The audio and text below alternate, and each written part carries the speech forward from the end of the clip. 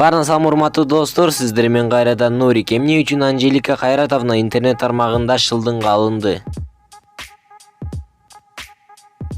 Кантип 37 жаштагы американец TikTok аркылуу өзүнүн жашоосун өзгөртө алды?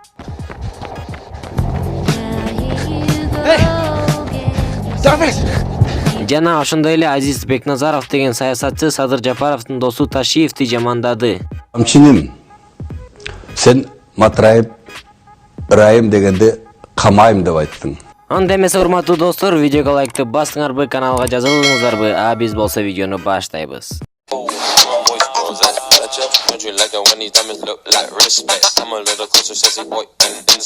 Деги эле белгилүү ырчы Анжелика Кайратовна TikTok баракчасына мындай сыяктуу видео тарткан.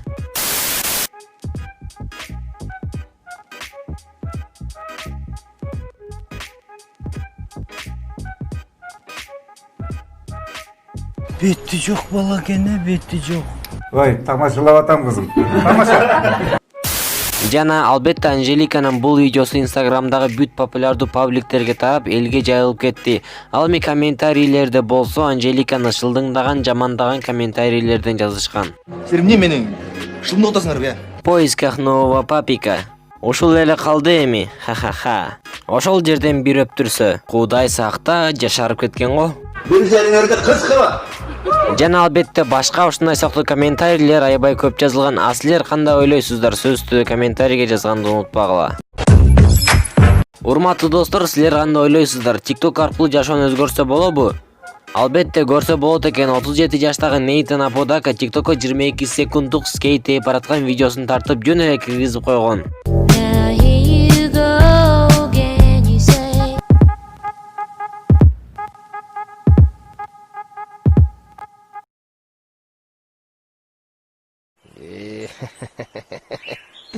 Жана элестеткиле, ушул видео 60 миллион просмотр жана 10 миллион лайк алып кыска убакыттын ичинде аябай популярдуу боло алды. Жана албетте бул аркылуу жакшы эле акча таба баштады.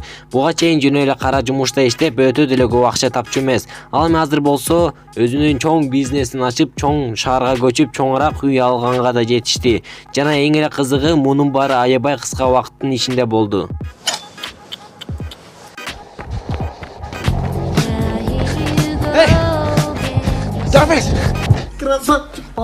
Ошондуктан урматтуу достор, TikTok тарткыла. Эмне дегенде аякта мааниси жок, жөнөкөй эле видеолордо эле популярдуу болуп кетет.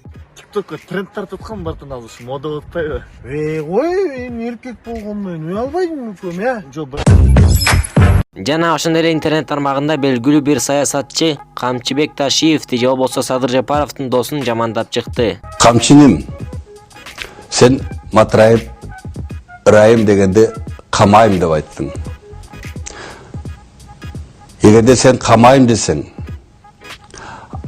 объективдүү калыс түрдө камайым десең, анда сен Атамбаев менен Кулматовду кошо камайым деп айт. Мен матырайымкы болушкан жокмун, менин позициямды билесиң. Атамбаев менен менин 2010 жылкы телефондогу сүйлөшүүмдү абдан сен окугансың, өзүң айткансың. Ошондуктан бул коррупциялык система, бул эл аралык масштабтагы коррупция.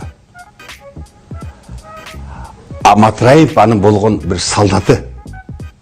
Ой, каяктан башын сүйлөө. Ал эми бул кишини аябай жамандап, комментарийге аябай негативдүү комментарийлер аябай көп болгон. Ал эми силер кандай ойлойсуздар? Сөзсүз түрдө өзүңөрдүн оюңарды комментарийге жазганды унутпагыла.